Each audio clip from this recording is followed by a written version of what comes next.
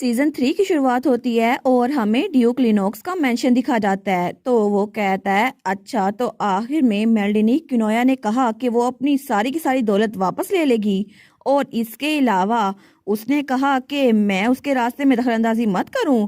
तब तो उसको बड़ा गुस्सा आ जाता है। वो कहता है अच्छा, तो इसका मतलब है कि वो मेरे प्लान्स में इंटरफियर करेगी। लेकिन तब वहां पर उसके 3 सबऑर्डिनेट्स खड़े हुए थे, वो तो बड़े नर्वस थे। तो तब उनमें से एक कहता है लेकिन फिर भी चीजें अच्छी चल रही हैं। जो नोबल्स पोप पे यकीन करते हैं ना, वो हमारे साथ ही हैं। तो लिनोक्स कहता है सच में? वो कहता है जी जी बिल्कुल, वो तो सारे के सारे हमारे साथ ही हैं और उनमें से ज्यादातर नोबल्स वो हैं जिनको फादर रुफ्टल ने होली आइटम्स गिफ्ट किए थे। तो लिनोक्स सोचता है अच्छा, तो इसका मतलब है कि शरिया और फादर रुफ्टल, उन दोनों में से अगर मैं किसी के साथ भी रहता तो ये सब कुछ मेरे फायदे में ही होता। और अब शरिया तो है नहीं, तो इसका मतलब है कि मैं फादर रुफ्टल के साथ अच्छे से रह सकता हूँ और इसकी वजह से सब लोग मेरे साथ होंगे, क्योंकि पोप के क्लोजेस्ट सर्वेंट्स वो एम्पायर में रह रहे हैं और वो पोप के अल्फाज वो फैला रहे हैं। तो इसका मतलब है कि मुझे मुझे पोप की साइड पे रहना पड़ेगा। ये तो मेरे लिए बेस्ट डिसीजन होगा।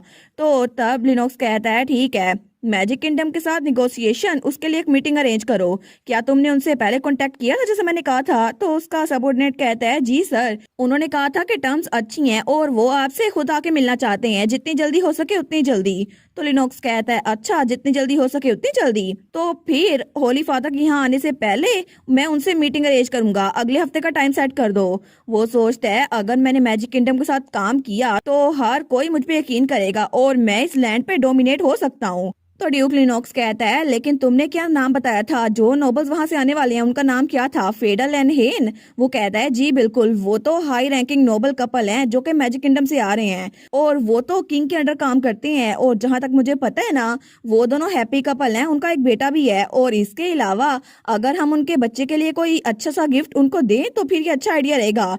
तो ड्यूक कहता है ठीक है, तो फिर उन कपल्स के लिए कोई अच्छा सा गिफ्ट चूज करो और उनकी छोटी से छोटी आदत के बारे में मुझे पता करके बताओ।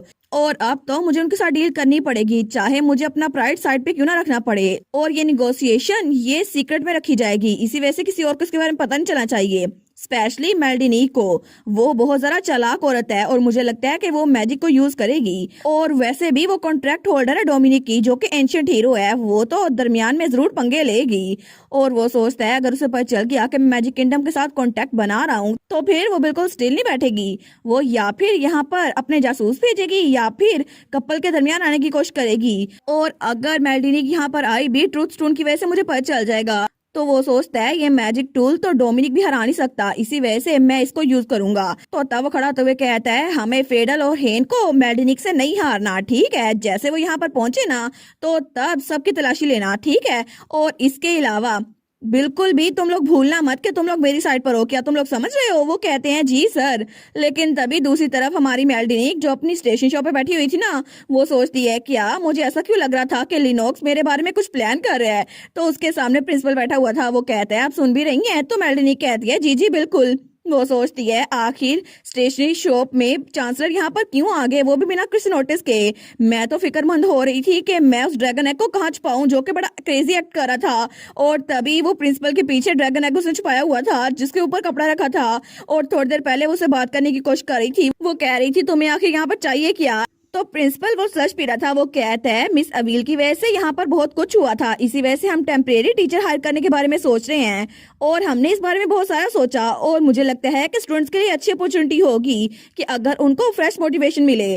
तो मेल कहती है क्या फ्रेश मोटिवेशन? वो कहता है जी जी बिल्कुल, और हम लोग बहुत ज्यादा खुश होंगे अगर आप एक दिन के लिए टीचर बन के हमारे स्कूल में आए तो। और वो उसका अपॉइंटमेंट लेटर था टेम्परेरी एकेडमी इंस्ट्रक्टर के तौर पर। तो हमारे उन कहती है क्या मैं और टीचर? वो कहता है जी बिल्कुल, सारे बच्चे आपके साथ बहुत ज्यादा अटैच हैं और मुझे लगता है कि आप उनको अपने टैलेंट के बारे में बता सकती हैं और फ्यूचर में उनके लिए बहुत ज्यादा इंपॉर्टेंट रहेगा। तो क्या आप उनको मोटिवेशन देने के लिए आ सकती हैं? हमारे उन कहती है क्या ये सब कुछ? वो कहता है इसके अलावा आपके सारे प्रोडक्ट बच्चे इस्तेमाल करते हैं तो ये अच्छा ही रहेगा। तो हमारी मैं सोचती है आखिर एक इंसान जो कि स्कूल छोड़ के फार्मिंग करने वाला है, वो स्कूल के बारे में इतना पैशनेट क्यों है? तो प्रिंसिपल कहता है वेल मैं उम्मीद करता हूँ कि आप इसको एक्सेप्ट कर लें। मैं यहाँ पर सिर्फ इसलिए आया हूँ ताकि आप हफ्ते में एक बार वहाँ के लेक्चर दे दिया करें। क्या ये अच्छा आइडिया नहीं है? तो हमारी उन सोचती है मुझे नहीं लगता कि मैं बिल्कुल भी टीचर बन सकती हूँ। वो कहती है मुझे माफ कीजिएगा, लेकिन मैंने कभी एकेडमी अटेंड ही नहीं की, तो मैं टीचिंग करने के लिए क्वालिफाई नहीं हूँ। वो कहता है कोई बात नहीं, इससे फर्क नहीं पड़ता, वैसे भी आप स्पेशल टेम्परेरी इंस्ट्रक्टर होंगी। तो मेल कहती है नहीं, ना ही मुझे बच्चों को पढ़ाना आता है और ना ही मैं उन पे अच्छा इन्फ्लुएंस छोड़ूंगी। वो सोचती है आफ्टर ऑल मैं इतनी अच्छी इंसान भी नहीं हूँ। तो प्रिंसिपल उसको देखता है, वो कहता है मुझे पता था, इसी वजह से मैं सबसे पहले आपको फर्स्ट लेक्चर के तौर पर इनवाइट करने के लिए आया था, लेकिन मैंने पूरी दुनिया में आपके अलावा कोई इतना इंसान नहीं देखा जो बच्चों के बारे में इतनी फिक्र करता हो। तो वो कहता है आपको क्या लगता है कि टीचिंग करते हुए बच्चों के लिए क्या इंपॉर्टेंट होता है? मुझे लगता है कि एक टीचर बच्चों को उम्मीद दे सकता है, उनको कॉन्फिडेंस दे सकता है, और आप बच्चों को कॉन्फिडेंस देती हैं। और रियलिटी में बहुत सारे ग्रेटेस्ट टीचर हैं जो हिस्ट्री में थे, जो कि स्कॉलर्स नहीं थे, लेकिन उन्होंने बच्चों को बहुत कुछ सिखाया। और इसी वजह से मुझे लगता है कि आप बच्चों को सिखाने के लिए बिल्कुल काबिल हैं। चाहे आपने कभी एकेडमी अटेंड ना की हो, लेकिन आप बच्चों पे अच्छा इन्फ्लुएंस डाल सकती हैं। और वो लोग जो बच्चों को मोटिवेट करते हैं ना, बिल्कुल आपकी तरह लेडी मेल्डिनिक, मुझे लगता है कि आप बच्चों से बहुत ज्यादा प्यार करती हैं। तो हमारी मेल वो कहती है क्या, लेकिन तब वो कहती है ठीक है, मैं बस एक दिन के लिए ट्राई करूंगी। तो प्रिंसिपल खुश हो गया था, वो कहता है वंडरफुल, फिर मैं एक डेट सेट करता हूँ, क्या इसके अलावा आपको कुछ और चाहिए? तो हमारी मेल कहती है कुछ और? तो वो कहती है मैंने सुना था अकेडमी में बहुत बड़ी लाइब्रेरी है, मुझे टेम्परेरी पास मिल सकता है? वो सोचती है अकेडमी के लाइब्रेरी में तो ट्रायर ऑफ नॉलेज है, तो मैं उसका फायदा उठाऊंगी, लेकिन क्या पता मुझे ड्रैगन के बारे में कोई हिंट मिल जाए। तो प्रिंसिपल कहता है लाइब्रेरी के लिए एक टेम्परेरी पास? वेल, क्या आप जनरल एरिया के लिए एक्सेस पूछ रही हैं या फिर पूरे के लिए? तो वो कहती है क्या मतलब, लेकिन वो कहता है तकरीबन लाइब्रेरी 3 हिस्सों में डिवाइड है। पहला हिस्सा जनरल पब्लिक के लिए, बच्चों के लिए, दूसरा सिर्फ स्टाफ के लिए, और तीसरा वीआईपी यूज के लिए जैसे एम्पर और एम्प्रेस। लेकिन आपको कौन सा पास चाहिए? वो कहती है फिर तो मुझे सीक्रेट पास भी चाहिए, सारे के सारे सेक्शन के लिए, क्या मुझे मिल सकता है? तो प्रिंसिपल कहता है मैं बोर्ड ऑफ डायरेक्टर के साथ डिस्कस करके आपको बता दूंगा। तो हमारी मेल कहती है अच्छा। तो तब हमारी मेल कहती है सर आपने कहा था ना आप चाहते हैं आप फार्मिंग स्टार्ट करें, है ना? और मैं एक अच्छी जगह को जानती हूँ जो कि बहुत ज्यादा फर्टाइल है और वहाँ पे सीड्स बहुत ज्यादा अच्छे से उग सकते हैं, और इसके अलावा बहुत सारे फार्मर्स ने उस जगह पे बहुत ज्यादा अच्छा बगीचा बनाया है। लेकिन तब वो सोचती है असल में तो ये झूठ है, लेकिन मैं फार्मर के साथ बात करूंगी। तो वो कहती है ओवरऑल फार्म की कंडीशन अच्छी है, तो अगर आप इंटरेस्टेड हैं तो मैं आपको बता सकती हूँ। वैसे भी मैंने कभी आपको क्वालिटी के मामले में लेट डाउन किया है। तो तब प्रिंसिपल थोड़ा खुश हो गया था, वो कहता है एक ग्रेट फॉर्म। तो प्रिंसिपल कहता है फिर मैं अपनी पूरी कोशिश करूंगा आपको लाइब्रेरी का पास दिलाने के लिए, और अगर ये प्रूव हो गया ना तो आप कोई आइटम अंदर से बाहर नहीं लेके जा सकती, और इसके लिए टाइम लिमिट भी लगेगी। हमारन कहती है ऑफ कोर्स नहीं, मैं ऐसा क्यों करूंगी? लेकिन तभी पीछे से वो अंडा वो उछलता है, वो सोचती है कि यार ये अचानक से ड्रैगन एग उछलना क्यों शुरू हो गया। लेकिन तब वो प्रिंसिपल से कहती है अच्छा तो मैं उम्मीद करती हूँ कि मैं आपसे लाइब्रेरी में जरूर मिलूंगी, और अब मैंने इसमें एग्री कर दिया है, तो क्या आप प्रमोट करेंगे कि मैं लेक्चर दे रही हूँ सबको? वो कहता है प्रमोट, लेकिन क्यों? तो तभी वो कहता है अच्छा मैं समझ गया। तो हमारन कहती है क्या समझ गए? वो कहता है आप इसलिए नहीं कह रही क्योंकि आपको टीचिंग करनी है, बल्कि आप कह रही हैं कि बच्चों को पता चलना चाहिए कि आप उनको पढ़ाने वाली हैं। तो हमारी माँ सोचती है मैं तो सिर्फ इसलिए कह रही थी ताकि मैं लिनोक्स को ताने मार सकूं। तो प्रिंसिपल कहता है सच में आपको तो बच्चों का बहुत ज्यादा अच्छे से पता है, बच्चे आपको पसंद करते हैं ना, इसी वजह से वो क्लास अटेंड करने के लिए जरूर आएंगे। लेकिन हमारी हीरोइन सोचती है ऐसी कोई बात नहीं है। तो प्रिंसिपल थोड़ा खुश हो गया था, वो कहता है मैं पूरी कोशिश करूंगा कि मैं आपकी हेल्प कर सकूं माई लेडी। तो हमारी सोचती है प्रिंसिपल तो अफेक्शन के जरिए बिल्कुल ब्लाइंड हो गया है। तो प्रिंसिपल जाते हुए कहता है हम ये कर सकते हैं। वो कहती है ठीक है अच्छी चीज है ये। वो सोचती है सब कुछ अच्छे से हो रहा है, मैं लिनोक्स को प्रोवोक भी कर रही हूँ, इसके अलावा बच्चों के लिए न्यू आइटम्स डेवलप कर रही हूँ, ये सब कुछ अच्छे से हो रहा है।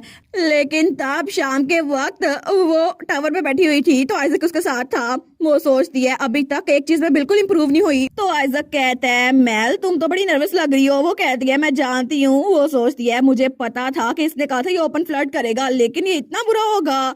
आई गेस ये इसके गुड लुक्स की वजह से है, लेकिन आइजक तो सच में बड़ा हैंडसम लगता है। तो वो कहता है हमें प्रैक्टिस करना फिनिश करना होगा। वो कहती है ठीक है बस थोड़ी देर और हमारी मेल बेचारी वो तो ब्लश किए जा रही थी। तो थोड़ी देर बाद वो कहती है मुझे नहीं लगता मैं कपल की तरह एक्ट कर सकती हूँ, और वो दिल में सोचती है मेरा डेटिंग एक्सपीरियंस तो नॉन एग्जिस्टेंट है, क्योंकि जो कपल्स मैंने देखे हैं ना उनका करेक्टर था ही नहीं। मेरी स्टेप मदर ने मेरे डैड के साथ चीट किया, और इसके अलावा मेरी सिस्टर ने मेरे फियांसे के साथ चीट किया। तो आइजक हंसते हुए कहता है तुम्हारे लिए बड़ा डिफिकल्ट रहा होगा ना, लेकिन हमें कुछ सीखने की जरूरत है। वो कहती है क्या? तो आइजक खड़ा हुए कहता है हम लोग फेडल और हैन की एक्टिंग करने वाली है ना। तो मेल कहती है फेडल और हैन? वो सोचती है वो कपल जिनको हम इमिटेट कर रहे हैं। वो कहती है लेकिन यहाँ पर तो कोई भी नहीं है, मुझे तो नजर नहीं आ रहा। तो हमारा आइजक कहता है वो लोग डेफिनेटली यहाँ पर हैं।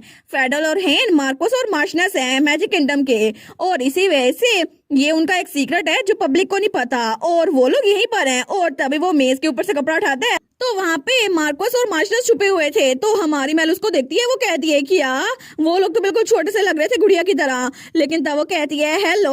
और तब वो हमें बताती है ये कहानी है फेडल और हेन की, एक यंग वर्ड जो कि अपनी आइडेंटिटी छुपाकर मेल्टन एकेडमी के अंदर छुपा हुआ था ना, वो बच्चा अक्सर स्टेशनरी शॉप पर विजिट करता था और उसने अपने लेटर्स में मेल की स्टेशनरी शॉप के बारे में बहुत कुछ बताया था। और उनकी तारीफें सुन सुनकर एम्पर ने फैसला किया था कि वो फेडल और हेन को भेजेंगे ताकि वहाँ की सूरत हाल का पता कर सकें।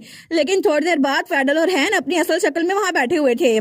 तो तब वो कहते हैं हिज मैजेस्टी ने हमें यहाँ पर भेजा है ताकि हम स्टेशनरी शॉप को खुद देख सकें, लेकिन एक आदमी जिसका नाम ड्यूक हैसमैन है उसने हमें यहाँ पर बुलाया है और उसने कहा था वो हमसे सीक्रेट में मिलना चाहता है, और उसने ऑफर किया था कि वो अच्छी डील देगा और हम उसकी कंपनी के साथ निगोशिएट करें। लेकिन हम एम्पायर में पहली बार आ रहे हैं ना, तो हमें थोड़ा कॉशियस रहना था। इसी वजह से हम टावर मास्टर आइजक से मिलने के लिए आ गए क्योंकि हम उसको पहले से जानते हैं। तो हमारी सोचती है माई गुडनेस।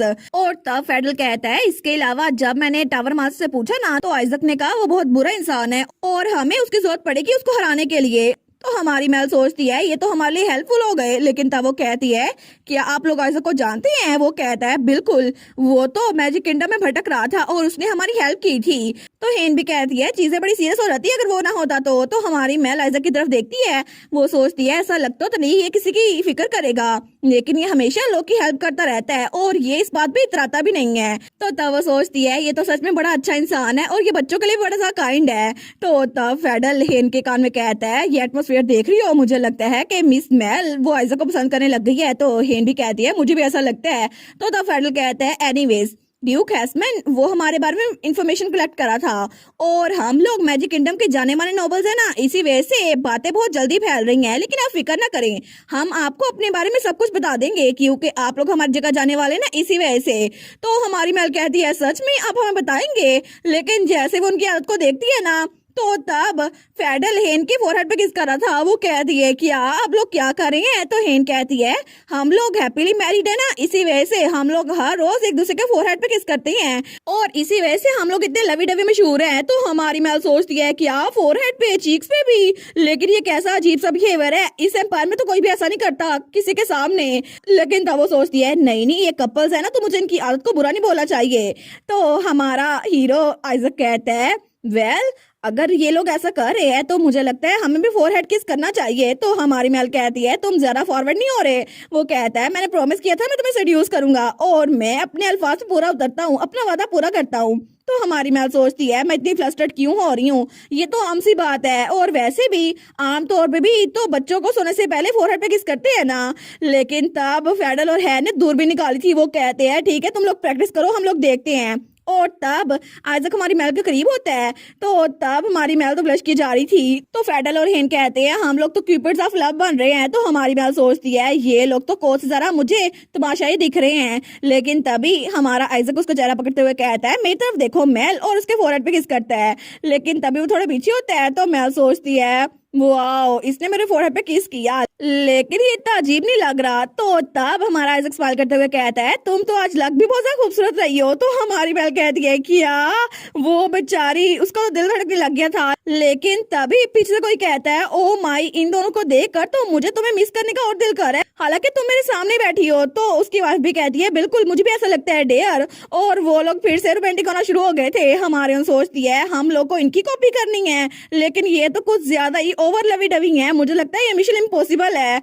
और इस तरह उन्होंने पूरा हफ्ता ट्रेनिंग की थी और फेडल और हेन उनकी ट्रेनिंग करवा रहे थे। वो कहते हैं अपने हाथ अच्छे से पकड़ो, और बार बार हमारी मेल प्रैक्टिस किए जा रही थी। लेकिन उसके अलावा उसके लिए स्टेशनरी शॉप पे बड़े सारा काम थे और वो ड्रैगन एग के लिए रिसर्च भी कर रही थी। और फाइनली पूरा हफ्ता प्रैक्टिस करने के बाद वो दिन आ गया जब निगोशिएशन के लिए हमारी मेल और हमारे आइजक ने जाना था। तो तभी वहाँ पर मेल का रूप धारे कोई और खड़ा था। वो कहता है वाओ मुझे यकीन नहीं होता मैं लेडी मेल्टिनिक बन गया हूँ, मैंने पहली बार इतना अच्छा कैमियो फ्लेज स्पेल यूज किया है।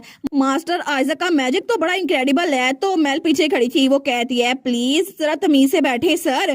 तो वो कहता है ऑल राइट ऑल राइट। तो मेल सोचती है ड्यूक हैसमैन को हम पे नजर रखनी होगी, इसी वजह से मेल मैं स्टेशनरी शॉप बंद भी नहीं करके जा सकती, लेकिन मैं उसके जासूसों के ब्रेन वॉश तो कर सकती हूँ, लेकिन मैं बच्चों का ब्रेन वॉश नहीं कर सकती जो कि स्टेशनरी शॉप को विजिट करते हैं। तो आखिर में मैंने सोचा कि अपनी जगह किसी और को यहाँ पे रख के जाऊंगी, ताकि अगर स्टेशनरी शॉप पे अटैक हो भी ना तो कोई जिसके पास मैजिक की स्किल हो वो उसको प्रोटेक्ट कर सके।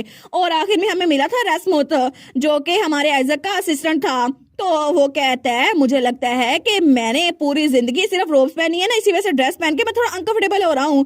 तो हमारे उन सोचती है सच में मुझे लगता है ये पकड़ा जाएगा, लेकिन तभी दरवाजा बंद होती है। कोई कहता है मेल क्या तुम अंदर हो? तो हमारी मेल वहां पर देखती है, वो सोचती है ये तो एक्सियोन की आवाज है ना, लेकिन इस वक्त तो इसको एकेडमी में स्टडी करनी चाहिए थी, ये यहाँ पर क्या कर रहा है? तो तभी वो कहती है रस्मत मुझे लगता है कि तुम्हारी एक्टिंग स्किल को टेस्ट करने का यही चांस है, और अभी तुम एक्सियोन के सामने प्रिटेंड करना कि तुम मैं हूँ, मैं तुम्हें दरवाजे के पीछे से देखूंगी। तो रस्मुत कहता है क्या सच में? वो बेचारा तो बड़ा कंफ्यूज हो गया था, लेकिन थोड़ी देर बाद वहां पे एक्सियोन उसके सामने बैठा था। तो रस्मुत बेचारा, उसको तो स्माइल करना भी नहीं आ रहा था मेल की बॉडी में। तो हमारी मेल सोचती है रस्मुत मुझे यकीन नहीं आता कि तुम अपने चेहरे पे इतना डम एक्सप्रेशन दे रहे हो, और वो तो नर्वस बैठा हुआ था। तो एक्सियोन कहता है मैं तुम्हें कुछ दिखाने के लिए आया था मेल, और वो एक ग्लोब निकालते हुए कहता है ये देखो।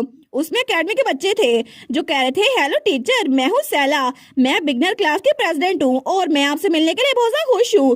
तो बाकी बच्चे भी उसके सामने आ गए थे। वो कहते हैं प्लीज हमें आके पढ़ाइएगा, हम आपका इंतजार कर रहे हैं। और सारे बच्चे मेल से मिलने के लिए बड़े एक्साइटेड थे, लेकिन हमारी मेल दरवाजे के पीछे से छुपकर उसको देख रही थी। वो सोचती है सच में हर कोई, सारे के सारे बच्चे वो मुझसे पढ़ने के लिए एक्साइटेड है, ये बात तो मुझे स्ट्रेंथ दे रही है। लेकिन तभी एक्सियोन कहता है मदर भी क्लास में आने वाली है, और मैंने सुना था कि ये पेरेंट्स के लिए ओपन क्लास है। तो हमारी मेल सोचती है क्या? तो तब रस्मुत कहता है हर मजेस्टी भी? एक्सियोन कहता है बिल्कुल, मदर तो तुम्हारी वजह से हेल्थियर हो गई हैं और वो तो इस क्लास के लिए बड़ी एक्साइटेड है। तो हमारी मेल सोचती है पहले ही क्लास लेना मेरे लिए बड़ी प्रेशर की बात है, इसके अलावा हर मजेस्टी भी मुझे देखेंगी।